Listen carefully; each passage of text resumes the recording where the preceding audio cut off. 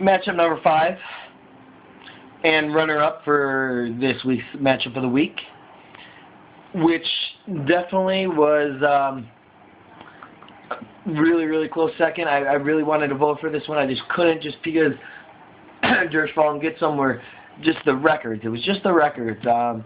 But one of the matchups that I'm going to probably be watching the most, personally, is going to be Sucks against PackerKillers. Sucks was involved in a big trade with me, Wembley. Gets the young beast in Javid Best. Guy puts up points. He's involved in both the running and passing game. He's going to be solid for years to come. Great. And Ben Roethlisberger. Not only will Ben Roethlisberger fill in while Vic is hurt, he's done with his buys, and he's a top 7 fantasy quarterback when he plays. So she can definitely start playing matchups. So Roethlisberger is going to be his first game, and on a new team too in Sucks, and hopefully Best as well as a first comer to her team as well. But unfortunately, she's going against PackerKillers this week, who, like I said before, 3rd highest scorer in the league. His record doesn't show it at 2-3, but he's definitely a scary team. I wouldn't want to be facing him right now at the hot streak that he's going. But Paula looks to take him on. If she can take on Galbo, she can take on anybody. So this is actually a really, really exciting matchup to me. In my eyes, even though I didn't vote for it, it is my game of the week. I definitely think that this is the matchup I would watch if I was going to have to watch any of them, just because I think it's going to be really back and forth, and definitely come down to a Sunday night game with Dallas Clark against Washington.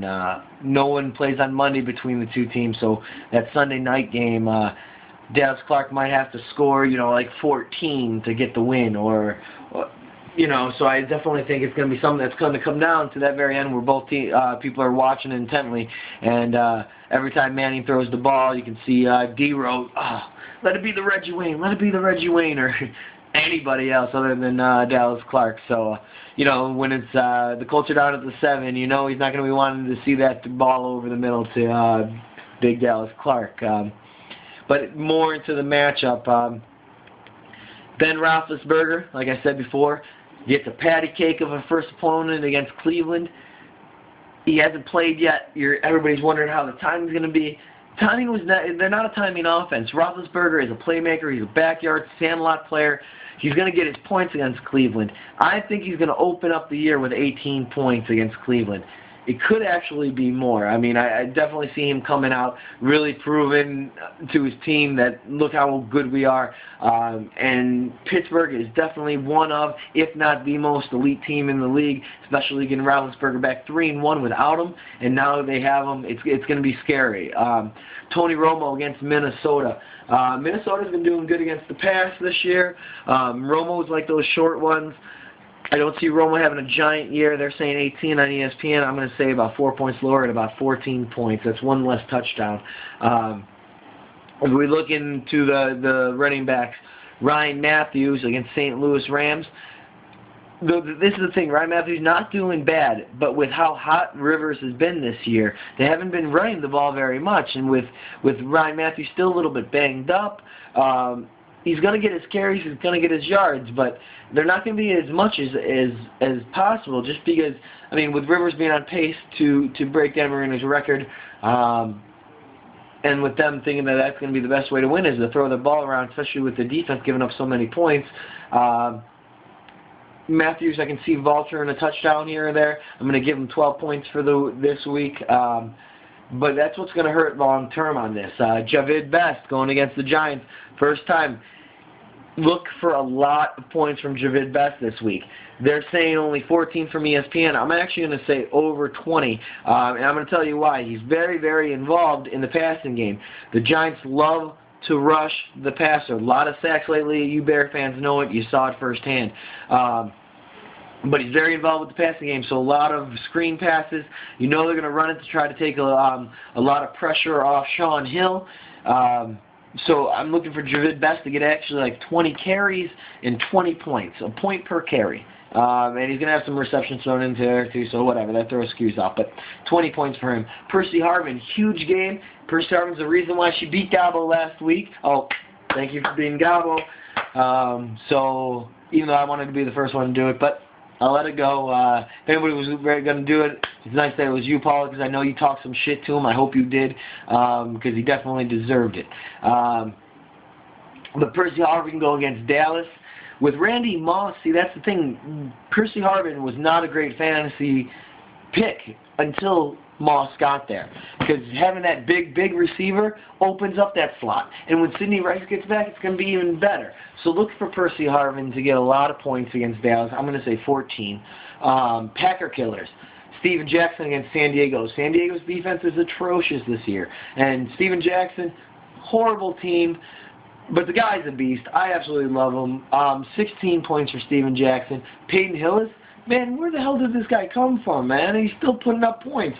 14 points for Peyton Hillis this week. Same as ESPN. I know I hate to be the same as ESPN, but I think they're actually right on. Wait, what am I saying? Did I say I would agree with ESPN? Against Pittsburgh's defense, 14 points for Peyton Hillis? No. I know, D-Row, you were all excited that I thought that. But no, under 10 points. Give me 8 points, maybe 9 for Hillis. Santonio Holmes against Denver. I like Santonio Holmes. You know that Sanchez is trying to work things out. This is week 2 for them. I think it's going to start getting some even more points. Give me 8 points for Santonio Holmes. The other receivers, sucks, throwing out Miles Austin, Brandon Lloyd. Brandon Lloyd, look at this guy. The guy's been a monster so far. 14 points, 15 points average for Miles Austin. They're the number 2 and the number, 6? Number 2 and number 6 ranked receivers. Big boost. No one thought that was coming from sucks, but that's what's making our team so solid. I don't see Austin getting those numbers against the Vikings. I'm going to say about 7 points for Austin this week. Brandon Lloyd against the Jets. I don't see him getting that many points. Whether he's matched up against Cromartie or Revis, he's in deep shit. I'm actually going to put him under 5 points this week. Sorry about that, but it's just going to happen. Receivers, on the other hand, Randy Moss, we saw last week against the Jets, even in that downpour, Brett likes to throw it, and he will just heave it. And I guarantee you, they're going to keep getting those passes. I mean, he's Moss. He's going to get those passes. Give me another tutty for Moss this week, and give me 80 yards. 1 touchdown, 6 points. Tutty is 6 points. I said that already. And 80 yards. So 6 plus 8. 14 points for Moss. 14 points for Moss. Hakeem Nicks against Detroit. He's their deep threat. He's their touchdown guy. I think he's going to get no touchdowns. Like I said previously, Steve Smith is going to be the guy this week. Nicks still going to get 50 yards. Give him 5 points. Dallas Clark against Washington. Dallas Clark against Washington. He's going to get 13 points this week. 13. If you're down by more than 13, Paula, you're in big trouble going into Sunday night. On the other hand, Zach Miller against San Francisco. Frisco has a lot of good linebackers. Doesn't give up a lot of points to the tight end. Look for Zach Miller to get about 8 points this week. Fantasy stud, Javid Best against a New York Giants defense. Fantasy dud. God, I got to go with Brandon Lloyd. Brandon Lloyd against the Jets defense. I like to pick matchups, especially with those middle of the line guys that may be over-exceeding. But that's just how I see it. The matchup, I think, is actually going to be incredibly close. I'm going to take sucks this time by 9 points, purely for the fact I think she has a lot more favorable matchups than PackerKillers at key positions. So, unfortunately, PackerKillers are going to score a lot of points. You're still going to look like one of the best teams, but you're going to drop to 2-4. And Paula, you're going to go to 4-2, and well comfortable to look for a playoff spot. I'm actually starting to feel bad for you, D-Row, just because of the matchups you're going against and the bad times that you're doing it.